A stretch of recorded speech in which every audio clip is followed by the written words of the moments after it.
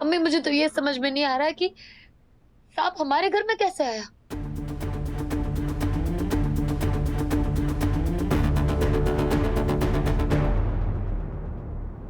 मैं लेकर आई थी मेरी बेटी तेरी दादी अम्मी का खात्मा करने, मगर बच गई कमबख्त। मगर अच्छा ही है कि ये घर पर रहे, तो इसका खेल हमेशा के लिए खत्म करने का मौका मुझे आसानी से मिल जाएगा।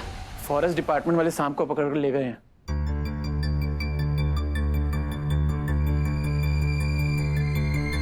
और उन्होंने बोला कि क्या कहा?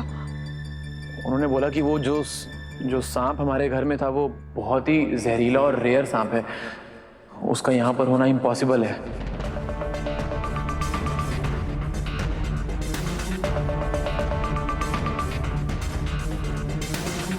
उन लोगों को भी विश्वास नहीं हो रहा कि ऐसा सांप यहाँ पर पाया गया।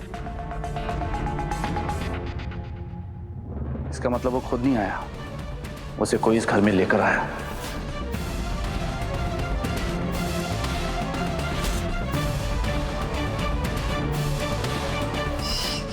भला कौन ला सकता है? ये तो पता लगाना पड़ेगा तो हमें। ये भला किसकी चाल हो सकती है?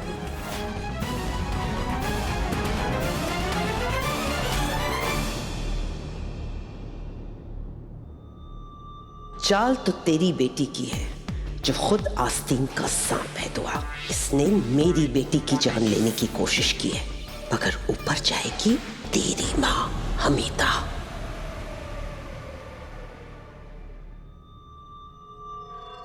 आप कुछ करने से पहले क्यों नहीं सोचती है? आपका ये कारनामा हमें जेल भी भेज सकता है। हम आप क्या करें? इतना बच बच के चलने के बाद भी उस बुढ़ी ने आपको देख लिया।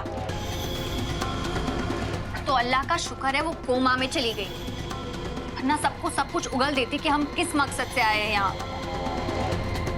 हम क्या करेंगे? मुझे कुछ समझ में नहीं आ रहा।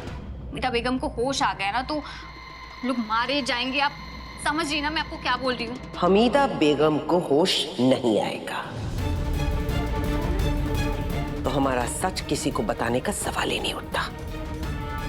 होश आने से पहले मैं हमीदा बेगम का सर कलम कर दूंगी, मार दूंगी उस औरत को। अब जज्बात में मत आ जाइए, छोड़िए इसे। सर कलम नहीं करना पड़ेगा।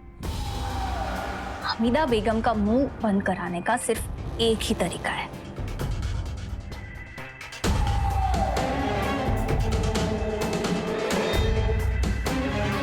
ये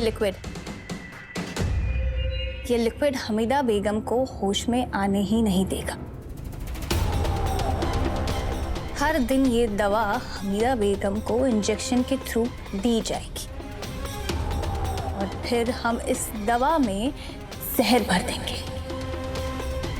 फिर क्या, हमीदा बेगम अल्लाह मियां को प्यारी हो जाएगी।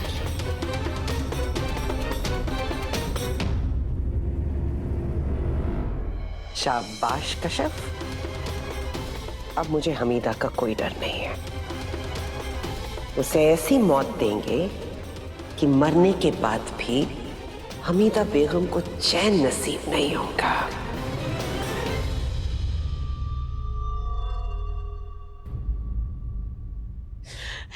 क्या हो गया अल्लाह मियां? इबादत को रास्ते से हटाने की कोशिश में मेरी नानी अम्मी को मौत के मुंह में धकेल दिया। मुझे माफ कर दीजिए अल्लाह मियां, मुझे माफ कर दीजिए। मैं अपने किए पे बहुत शर्मिंदा हूँ, मुझे माफ कर दीजिए। अरे तुम्हें शर्मिंदगी नहीं मन्नत, खुशी होनी चाहिए।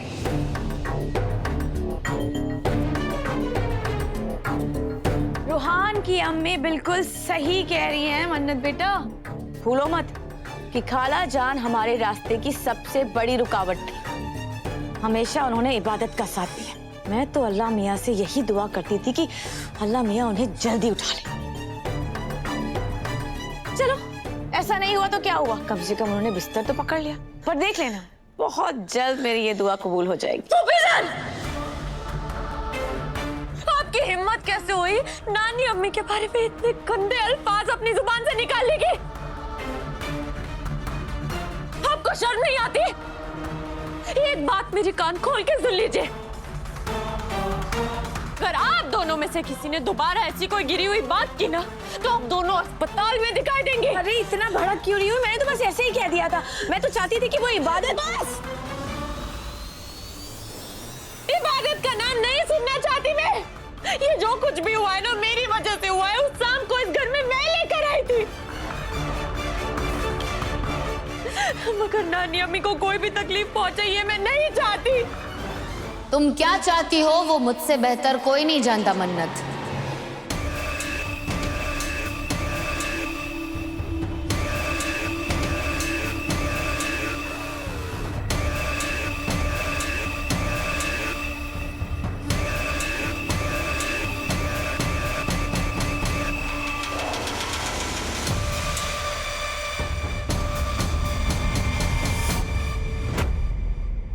तुम्हें क्या लगा तुम चेहरे पे चेहरा लगाकर रखोगे और कोई तुम्हें पहचान नहीं पाएगा?